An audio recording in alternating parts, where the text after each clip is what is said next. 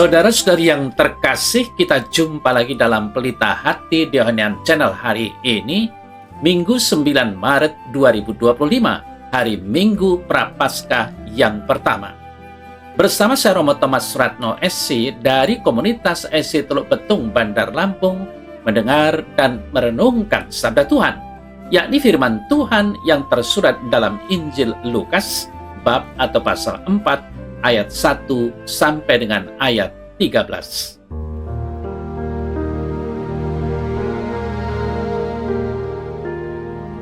Sekali peristiwa, Yesus yang penuh dengan Roh Kudus kembali dari Sungai Yordan, lalu dibawa oleh Roh Kudus ke padang gurun. Di situ ia tinggal 40 hari lamanya dan dicobai iblis. Selama di situ ia tidak makan apa-apa, dan sesudah waktu itu ia lapar.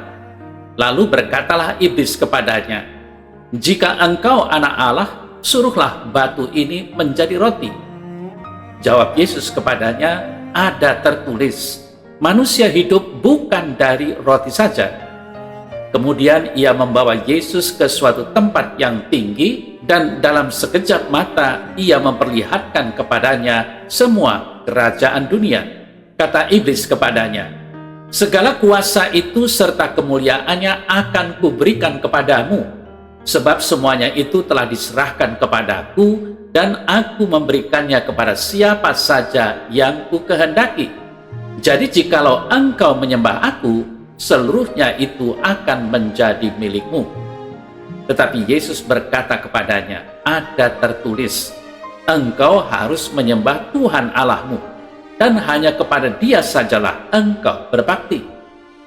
Kemudian ia membawa Yesus ke Yerusalem dan menempatkan dia di hubungan bait Allah, lalu berkata kepadanya, "Jika engkau anak Allah, jatuhkanlah dirimu dari sini ke bawah, sebab ada tertulis, mengenai engkau ia akan memerintahkan malaikat-malaikatnya untuk melindungi engkau, dan mereka akan menatang engkau di atas tangannya, supaya kakimu jangan terantuk kepada batu." Yesus menjawabnya katanya, "Ada firman, jangan engkau mencobai Tuhan Allahmu." Sesudah iblis mengakhiri semua pencobaan itu, ia mundur daripadanya dan menunggu waktu yang baik.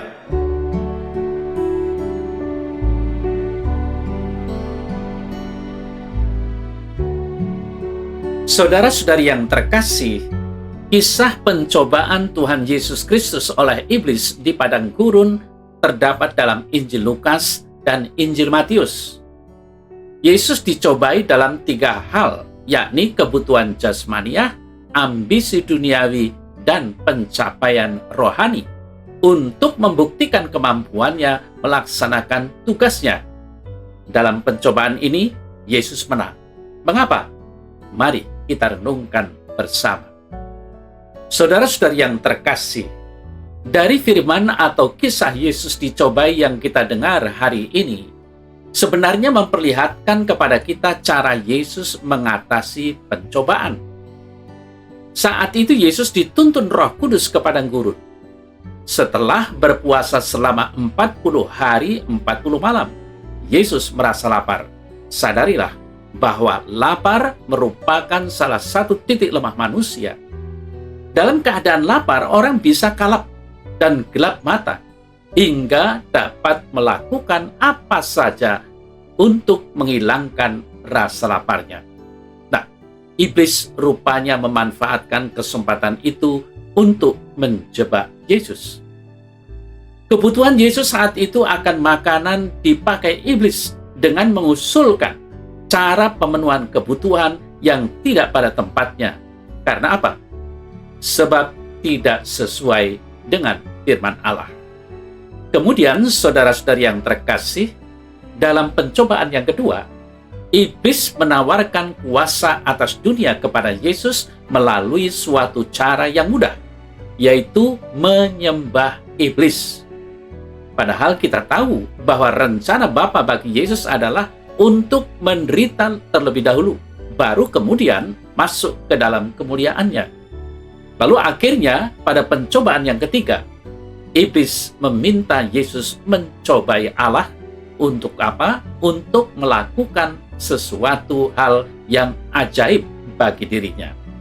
Saudara-saudara yang terkasih, dalam peristiwa pencobaan itu, Yesus memperlihatkan bahwa dirinya sebagai manusia biasa yang dapat mengalami pencobaan. Namun ia tidak mau dikalahkan pencobaan. Caranya, ia menggunakan firman Tuhan. Maka firman Tuhan juga senjata yang dapat kita pakai tatkala iblis berusaha mencobai atau memperdaya kita. Ketahuilah bahwa bila kita tidak mengenal firman Tuhan, kita bagaikan prajurit yang maju ke medan perang tanpa senjata.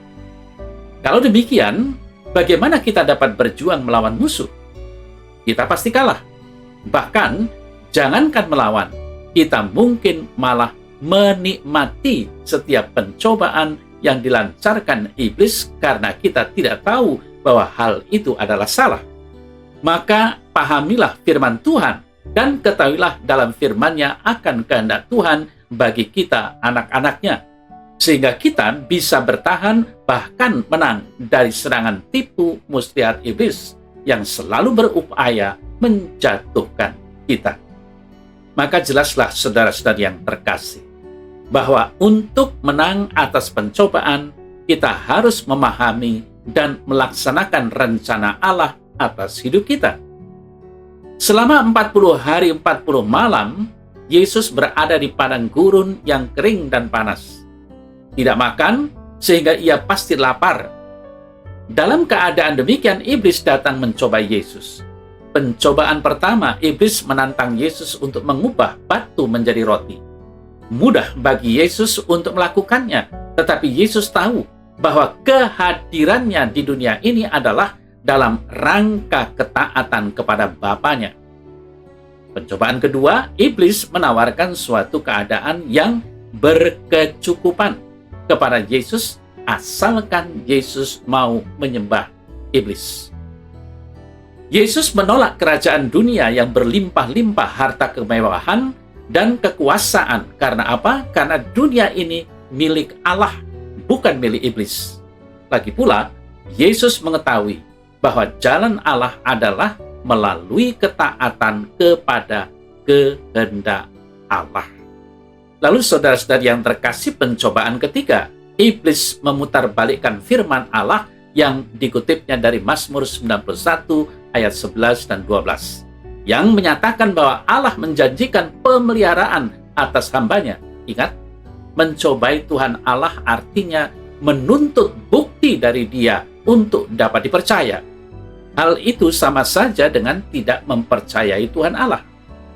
Oleh karena Yesus tetap pada pendiriannya, yaitu setia pada panggilannya, maka iblis mengundurkan diri sesaat. Pencobaan-pencobaan seperti itu bisa jadi kita hadapi. Maka untuk menang terhadap pencobaan-pencobaan itu, kita harus memahami rencana Tuhan atas hidup kita dan memiliki kemantapan akan tujuan hidup kita itu. Saudara-saudari yang terkasih, seperti Tuhan Yesus menang atas pencobaan karena taat, maka kita harus taat dan setia seperti Yesus yang taat kepada Bapanya. Yesus adalah Mesias yang mengerti betul misinya, yakni menjadi manusia untuk menyelamatkan manusia berdosa.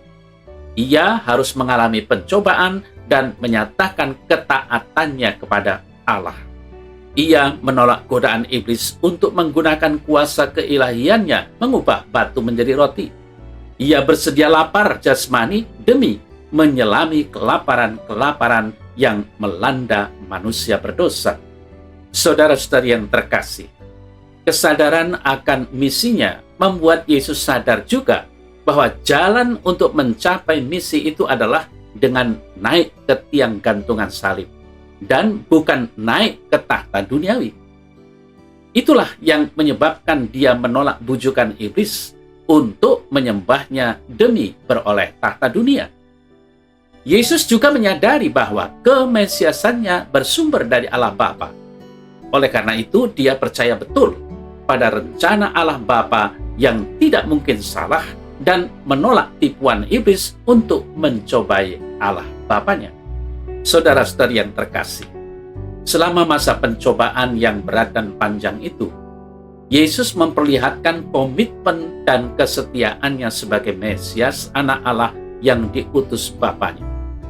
Ia setia berpegang pada kehendak Allah Bapa. Maka dari itu kita pun dapat sepenuhnya mengandalkan Dia. Sebagai murid dan pengikutnya, kita juga harus melalui berbagai godaan kejahatan. Ia yang menang dapat menolong kita menang bersamanya. Marilah kita taat kepada Allah dan firman-Nya dengan bertumpu pada Sang Juru Selamat, dan teladan kita merupakan poinnya. Kita harus percaya dan meyakininya bahwa jika kita mengikuti pimpinan Allah, maka kita pasti menang dalam pencobaan. Saudara-saudari yang terkasih, kunci kemenangan Yesus adalah mengikuti pimpinan Allah kemanapun Allah mengarahkan Dia. Ini pelajaran penting karena kita pun akan mengalami saat-saat kritis dalam perjalanan iman kita yang memungkinkan kita mempertanyakan kebaikan dan kesetiaan Allah. Maka, berpeganglah pada firman Allah, selalu mencari untuk menemukan kehendak-Nya, dan percaya penuh padanya apapun situasi yang kita hadapi.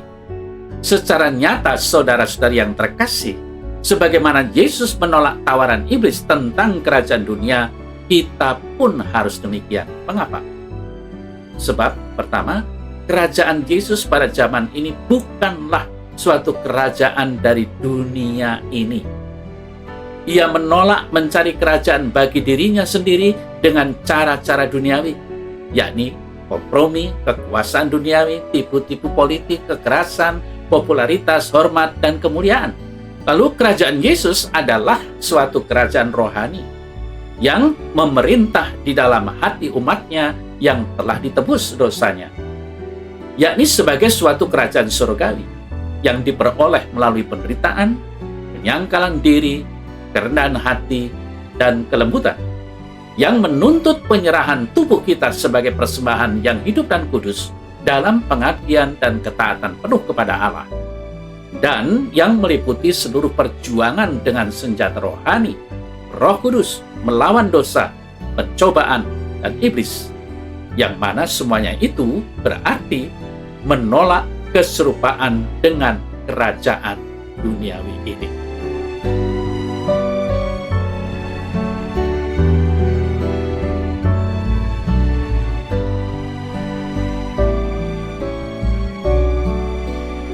Dalam nama Bapa dan Putra dan Roh Kudus. Amin.